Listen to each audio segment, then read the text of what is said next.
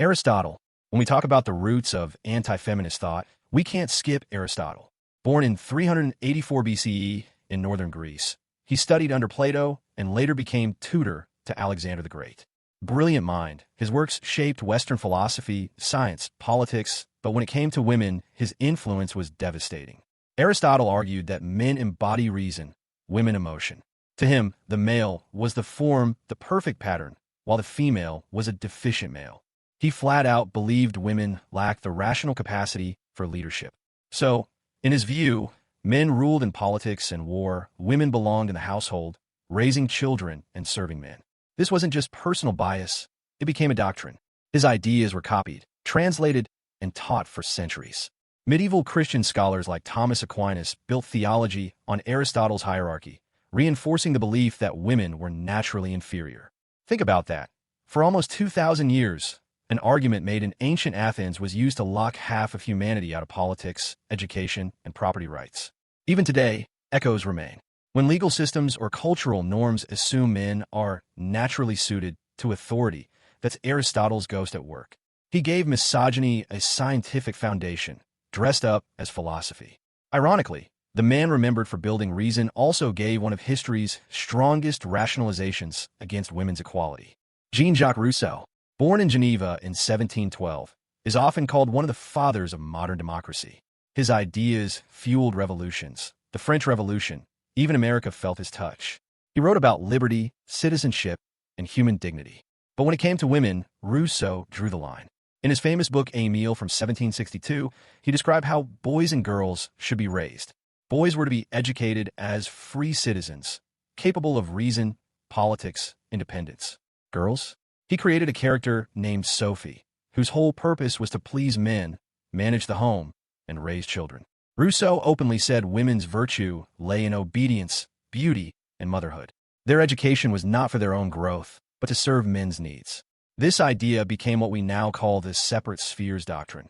Men in the public world of politics, business, law, women confined to the private world of family. It shaped European and American culture for centuries. Even through the 19th century, laws about women's property, voting, and education leaned directly on this belief: women as natural dependents. Here's the sharp irony. Rousseau shouted, "Man is born free, but everywhere he is in chains." Yet he chained half the population to domestic life by design. Feminists like Mary Wollstonecraft later tore into his views, calling them hypocrisy and intellectual betrayal. But the damage was done. The revolution opened doors for men while keeping women on the other side. So while Rousseau gave us the blueprint for modern freedom, he also handed patriarchy one of its most polished justifications. George Wilhelm Friedrich Hegel, born in Germany in 1770, is one of philosophy's most intimidating names. He built massive systems about history, reason, politics, the kind of work that still makes graduate students sweat. He believed human freedom unfolded step by step through history. But when it came to women, he made sure the story stopped at the front door of the home. Hegel argued that men embody universal reason, the ability to enter politics, philosophy, and science. Women, he insisted, were grounded in the particular family life, emotion, and personal bonds. In his own words, women may be educated, but they simply are not suited for higher sciences, philosophy, or grand works of art. That view locked women into the role of wife and mother, while elevating men to the public world of law, politics, and ideas. It wasn't just opinion. It was a powerful justification for what became known as the 19th century ideology of domesticity. Across Europe and America, that meant women were celebrated as moral guardians of the home, but excluded from universities, parliaments, and public debate. The contradiction is striking. Hegel believed history moves toward freedom, yet half of humanity was boxed into a private corner with no chance to share in that progress. Feminist thinkers like Simone de Beauvoir later called him out, showing how his dismissal of women became part of a much larger cultural script that limited opportunity for generations. So, while Hegel gave philosophy some of its densest systems, he also gave patriarchy some of its densest excuses: rational, universal freedom for men, but domestic destiny for women. Arthur Schopenhauer, born in 1788, was the great pessimist of philosophy. While others celebrated reason or progress, he argued life itself was suffering, driven by blind will. That dark worldview spilled directly into his views on women. And here, he wasn't just dismissive. He was openly hostile. In 1851, he published a notorious essay titled On Women. It wasn't subtle, it was a full attack. Schopenhauer claimed women are naturally shallow, deceitful, intellectually limited, and destined to serve men. He argued that women should never be independent, but always live under the guardianship of a man. First the father, then the husband. To him, they were biologically unfit for serious thought or leadership, and nature designed them only for reproduction and domestic duties. This was not just everyday bias. He gave misogyny a philosophical backbone, and it stuck. His essay was reprinted and discussed in educated circles across 19th century Europe, reinforcing the idea that female inferiority wasn't just opinion, it was philosophy. Even in his personal life, the hostility ran deep. He once pushed a woman down a flight of stairs during an argument, a case so infamous he had to legally support her for years. That story symbolized exactly the mix of contempt and violence that colored his view of women. Schopenhauer is remembered as one of philosophy's great stylists, clear, sharp, brutally honest. But that honesty came with a venom that placed women permanently outside the world of intellect. And long before feminism gained momentum, he had already planted one of its loudest enemies in philosophical history. Friedrich Nietzsche, born in 1844, called himself a philosopher with a hammer, smashing old truths to clear the way for something new. He questioned morality, religion, even the value of truth itself. His famous line, "God is dead," still echoes today. But when Nietzsche turned his hammer on women, it wasn't liberating. It was belittling. He wrote about women constantly, yet rarely with respect. In Thus Spoke Zarathustra, he dropped one of his most infamous lines. "Are you visiting women? Do not forget the whip." Scholars debate the context. Is it satire? Is it metaphor? Whatever the excuse, the message sits inside a long pattern. Nietzsche portrayed women as seducers, as manipulative, as barriers to the higher creativity of men. For him, genius was a masculine pursuit, while women's role was to serve or distract. What makes Nietzsche tricky is that he wasn't as systematic as Aristotle or Rousseau. He wrote in aphorisms, sharp fragments full of contradictions. In some places, he admitted men feared women's power. But overall, he positioned women as the other to masculine greatness, mysterious, irrational, obstacles to philosophy and heroism. Here's the irony. Nietzsche tried to destroy the old systems of thought, but when it came to gender, he rebuilt the same wall. His words fueled endless commentary.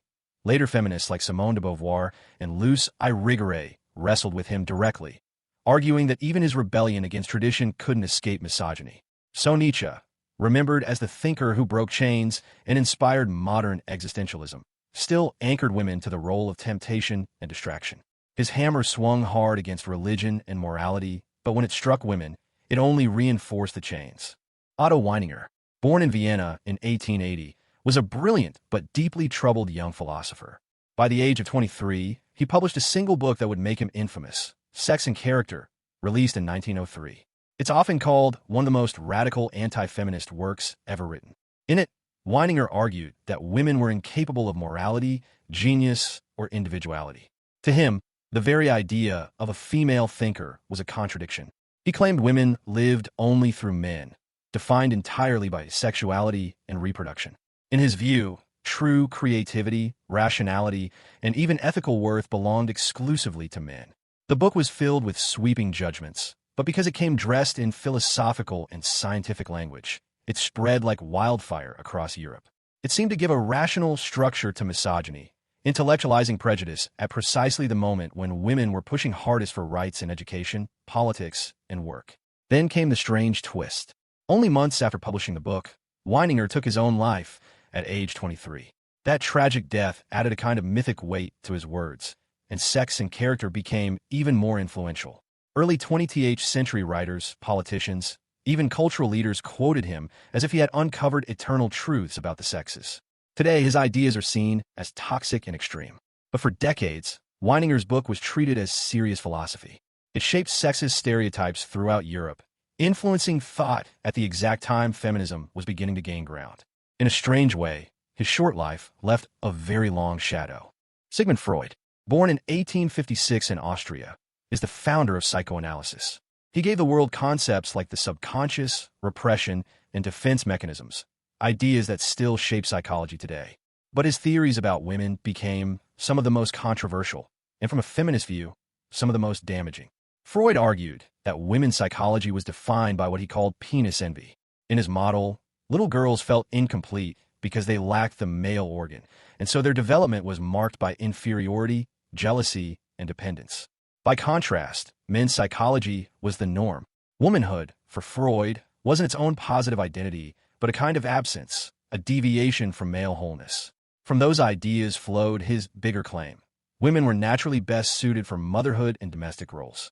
If they aspired to equality in science, art, or public life, Freud often dismissed those ambitions as neurotic or misguided.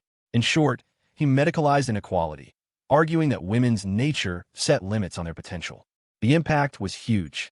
Freud's theories spread across Europe and America in the early 20th century, influencing medicine, education, and cultural norms. His framework gave so-called scientific grounding to the belief that women didn't belong in positions of power. Feminists of the mid and late 20th century, like Simone de Beauvoir and Betty Friedan, blasted Freud for turning social oppression into a psychological diagnosis. So while Freud changed the way we think about the human mind, he also left a blueprint that helped define women as permanently incomplete. His legacy is a mix of brilliance and bias, science and sexism intertwined. Immanuel Kant, born in Königsberg in 1724, is one of the giants of Western philosophy. His critique of pure reason reshaped metaphysics. His moral law, the categorical imperative, is still quoted in ethics and politics. He believed reason was the highest human calling. But if you asked him who counted as fully rational, his answer excluded women. In his Anthropology from a Pragmatic Point of View, 1798, Kant claimed women are guided more by feeling and beauty than by reason. To him, men were suited for science, philosophy, and politics, while women's role was charm, taste, and moral softening of men's rough edges. He insisted women were naturally dependent, not autonomous. In short, rational pursuits for men, aesthetic and emotional life for women. This divided the world into two spheres: public intellectual life for men, private domestic life for women. And because it came from one of Europe's most respected thinkers, it reinforced cultural prejudice with philosophical authority. Across the 18th and 19th centuries, this thinking became a foundation for keeping women out of universities, governments, and professions. The hypocrisy wasn't lost on feminists. Mary Wollstonecraft, writing only a few years after Kant, took thinkers like him head-on in a vindication of the rights of women. She demanded education and independence for women, arguing reason knows no gender. Kant gave patriarchy its rational coat of paint, and Wollstonecraft began stripping it away. So while Kant gave us a system of morality meant to apply to all people, he quietly cut half of humanity out. His universal reason wasn't as universal as he claimed.